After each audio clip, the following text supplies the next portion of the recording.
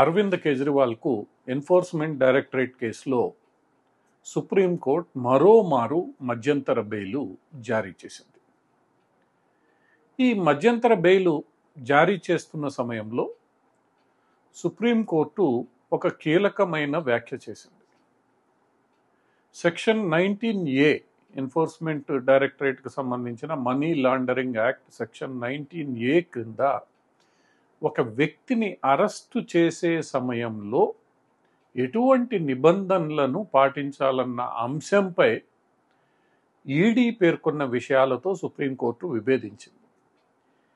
ఈ section 19A ఏదైతే ఉందో దీని మీద పూర్తి స్థాయి వివరణ కావాలని, దీనిపై పూర్తి స్థాయి విచారణ జరిపి మొత్తం వ్యవహారాన్ని తేల్చాల్సి ఉందని, కాబట్టి ఈ మొత్తం విషయాన్ని 7 సభ్యులుండే రాజ్యాంగ ధర్మాసనానికి, అంటే విస్తృత రాజ్యాంగ ధర్మాసనానికి రెఫర్ చేయాలని సుప్రీంకోర్టు బెంచి నిర్ణయించింది. దీని అర్థం సెక్షన్ 19A కింద జరిగే అరెస్టులు ఎలా ఉండాలనేది భవిష్యత్తులో ఏర్పడబోయే రాజ్యాంగ ధర్మాసనం విచారించి తగు తీర్పునివ్వనుంది. సో ఈ మొత్తం వ్యవహారం సమయం పట్టే అవకాశం ఉంది కాబట్టి అరవింద్ కేజ్రీవాల్కు మధ్యంతర బెయిల్ మంజూరు చేస్తున్నట్లు పేర్కొంది. ఇంతవరకు బాగానే ఉంది. అదే సందర్భంలో సుప్రీంకోర్టు జస్టిస్ సంజీవ్ ఖన్నా నేతృత్వంలోని బెంచి అరవింద్ కేజ్రీవాల్ ముఖ్యమంత్రి పదవిలో ఉండాలా లేదా, ఇది కేవలం మధ్యంతర బెయిలే కాబట్టి ముఖ్యమంత్రి పదవిలో ఉండే అర్హత ఉందా లేదా అన్న అంశాన్ని స్పృశిస్తూ సుప్రీంకోర్టుకు ఎన్నికైన ఒక ప్రజాప్రతినిధికి ముఖ్యమంత్రి పదవిలో ఉండాలా లేదా అన్నది చెప్పే అధికారము తమకు లేదని, అయితే ఈ విషయంలో కేజ్రీవాలే తగిన నిర్ణయాన్ని తీసుకోవాల్సి ఉంటుందని వ్యాఖ్యానించింది. దీంతో ఇప్పుడు బాల్ కేజ్రీవాల్ కోర్టులోకి నెట్టినట్లయింది. ఒక ఆరోపణ ఎదుర్కొంటున్న వ్యక్తి తన కుర్చీని పట్టుకొని వేలాడడం ఎంతవరకు సబబో కాదో ఆ వ్యక్తే నిర్ణయించుకోవాల్సిన అవసరం ఏర్పడింది. ఒకవైపు సుప్రీంకోర్టు ఈ మొత్తం అంశాన్ని మరొక పెద్ద బెంచ్కి ట్రాన్స్ఫర్ చేస్తూ ప్రస్తుతానికి మధ్యంతర బెయిల్ను మంజూరు చేస్తూ అటు పిమ్మట ఇంకొక నిర్ణయం తీసుకుంది. ఏదైతే 7 సభ్యుల రాజ్యాంగ ధర్మాసనం ఏర్పడుతుందో ఆ రాజ్యాంగ ధర్మాసనంకి ఈ బెయిలు క్యాన్సిల్ చేసే అవకాశం కల్పిస్తూ ఆ రాజ్యాంగ ధర్మాసనం ఈ బెయిల్ క్యాన్సిల్ చేయాలన్నా కొనసాగించాలన్నా అన్న విషయాన్ని నిర్ణయించుకుంటుందని, అప్పటిదాకా అరవింద్ కేజ్రీవాల్ మధ్యంతర బెయిల్పై ఉంటారని వ్యాఖ్యానించింది. ఇదంతా చూస్తూ ఉంటే అరవింద్ కేజ్రీవాల్కు ఎట్టి పరిస్థితుల్లో బెయిల్ మంజూరు చేయాల్సిందేనన్న నిర్ణయానికి సుప్రీంకోర్టు వచ్చినట్లు కనిపిస్తోంది. ఏ ఆరోపణతో అరవింద్ కేజ్రీవాల్ సుప్రీంకోర్టు తలుపు తట్టారో, అంటే తన అరెస్టు అక్రమం అని ఆరోపిస్తూ సుప్రీంకోర్టు తలుపు తట్టారో అది అక్రమమో కాదో సుప్రీంకోర్టు నిర్ణయించలేదు, దాన్ని పెద్ద బెంచ్కి ట్రాన్స్ఫర్ చేసింది.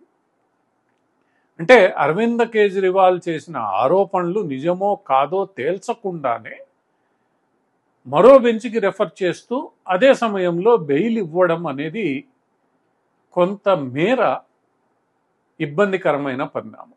గతంలో కూడా ఎన్నికల ప్రచారానికి అరవింద్ కేజ్రీవాల్కు సుప్రీంకోర్టు బెయిల్ ఇవ్వడం దేశవ్యాప్తంగా చర్చనీయాంశంగా మారింది. ఇప్పుడు మరోమారు ఇదే తరహాలో మరలా మధ్యంతర బెయిల్ ఇవ్వడం కూడా న్యాయ నిపుణుల్లో, న్యాయవర్గాల్లో చర్చించబడుతోంది.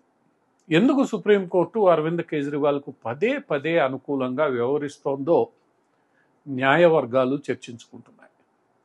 ఒకవైపు విషయం తేలకుండానే బెయిల్ ఇవ్వడం, ఆ విషయం ఎప్పుడు తేలుతుందో చెప్పలేకపోతాం, కాబట్టి బెయిల్ ఇస్తామనడం, ఇదంతా కూడా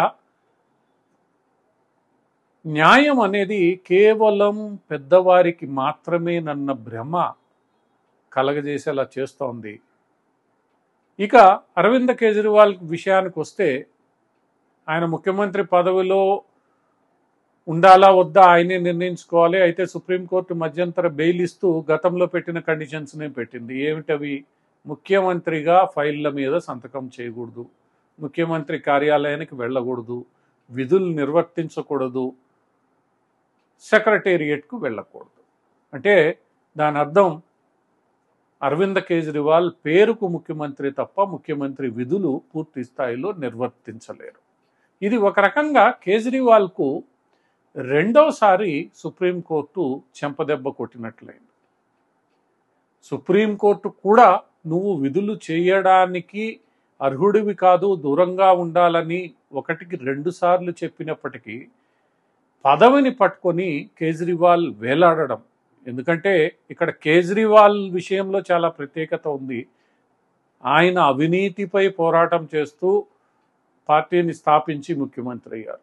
ఈరోజు అదే అవినీతి ఆరోపణలపై సుప్రీంకోర్టు 2 సార్లు ముఖ్యమంత్రి బాధ్యతల నుంచి రమారమి తప్పించిన వేళ ఈ భవిష్యత్తులో ఈ కేసు ఎప్పుడు తేలుతుందో తెలియదు. అప్పటి వరకు ఆయన పేరుకు ముఖ్యమంత్రి, బాధ్యతలు మటుకు నిర్వర్తించడానికి లేదు. ఇది కూడా ఒక రాజ్యాంగ సంక్షోభాన్ని సృష్టించే క్రమమే. ఎందుకు సుప్రీంకోర్టు అరవింద్ కేజ్రీవాల్ విషయంలో ఇలాంటి రాజ్యాంగ సంక్షోభాన్ని సృష్టిస్తోందో ఎవరికీ అర్థం కావడం లేదు. తాను చెప్పాలనుకున్న అభిప్రాయాన్ని స్పష్టంగా చెప్పకుండా ఒక రకమైన వాతావరణాన్ని సుప్రీంకోర్టు సృష్టిస్తోంది. దీన్ని అరవింద్ కేజ్రీవాల్ గ్రహించారో లేదో ప్రజలు గ్రహించాల్సిన అవసరం ఎంతైనా ఉంది. ఒక వ్యక్తి ఒక పదవికి అర్హుడు కాదని పదే పదే అత్యున్నత న్యాయస్థానం ఒకవైపు చెప్తూనే అతనికే స్వేచ్ఛ ఉందని విచక్షణకు వదిలివేయడం, కేజ్రీవాల్ విచక్షణకు వదిలివేయడం, అసలు కేజ్రీవాల్ తాను చెప్పే మాటలను పాటిస్తున్నాడా లేదా అన్న అనుమానం కూడా ప్రజల్లో కలుగుతుంది. ఏదైనా ఈ మొత్తం బెయిల్ వ్యవహారం మనం నిశితంగా పరిశీలిస్తే అంతా గందరగోళమే.